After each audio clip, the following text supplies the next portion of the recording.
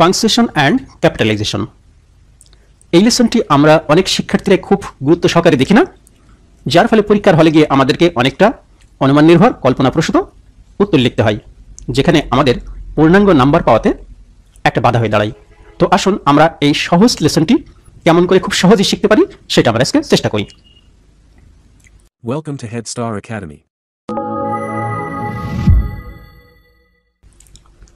মনে করুন এই হচ্ছে আমাদের একটি প্রশ্ন। তো এই প্রশ্নটি আছে সরাসরি একটি ডাইরেক্ট ন্যারেশনে। এটি একটি ডাইরেক্ট ন্যারেশন বা প্রত্যক্ষ উক্তি, বাংলা ব্যাকরণে আমরা এটিকে প্রত্যক্ষ উক্তি বলি। এবং একটি ডাইরেক্ট ন্যারেশনের মধ্যে যে আচার ব্যবহার থাকে সেগুলো হচ্ছে রিপোর্টিং ভার্ব হিসাবে সেড, সেড টু এবং রিপ্লাইডের ব্যবহার থাকে।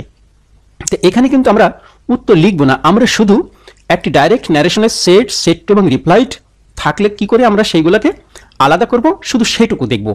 তো আসুন আমরা শুরু করে দিই। Mother said to her son, do you know your uncle will visit us today? মা বলল, তুমি কি জানো আজকে তোমার আঙ্কেল আমাদেরকে দেখতে আসবে? তো এর মধ্যে এই যে আমরা বলেছি said, said to replied, mother said to her son, এই আমাদের সেড টু। তো সেড যখনই থাকবে তখন তারপরে একটা অবজেক্ট থাকতে পারে, সাবজেক্ট তো একটি থাকবেই। তো mother subject, said to her son, said to verb, her son হচ্ছে এটুকু অবজেক্ট। তো এইটুকু আমরা চিহ্নিত করে নিলাম, এটুকু কিন্তু আমার রিপোর্টিং ভার্ব। পরেরটি, do you know your uncle will visit us today? The son replied. খেয়াল করুন আমরা এখানে একটা রিপ্লাইড শব্দ লিখেছি, রিপ্লাইড রিপোর্টিং ভার্ব। তো দ্য সান রিপ্লাইড, এটুকু হচ্ছে আমাদের আরও একটি রিপোর্টিং ভার্ব। তো এটুকু আমরা চিহ্নিত করলাম।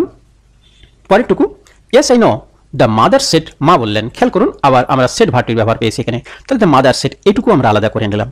তো আমরা খুব সহজে যখন আমাদের প্রশ্নপত্রটি এরকম একটি ডাইরেক্ট ন্যারেশন হবে, তার যদি আমরা এই রিপোর্টিং ভার্ব অংশটুকু শুধু নির্ধারিত করতে পারি, চিনতে পারি, আপনি মনে করতে পারেন যে আপনার উত্তর লেখা অর্ধেকের বেশি অংশ শেষ হয়েছে। কেমন করে?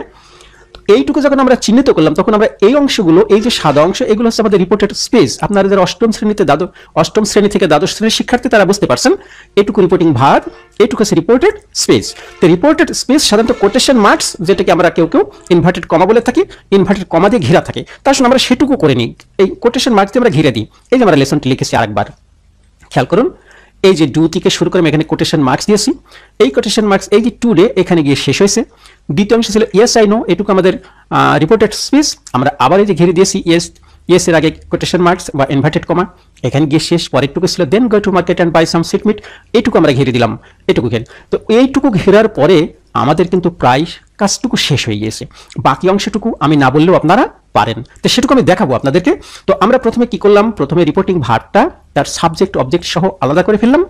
তিনটা জায়গায় আমরা এগুলো পেয়েছিলাম, আলাদা করেছি। বাকি অংশটুকু আমরা কি করলাম, কোটেশন মার্কস দিয়ে ঘিরে দিলাম। তো আশা করি এই কাজটুকু আমরা সবাই এখন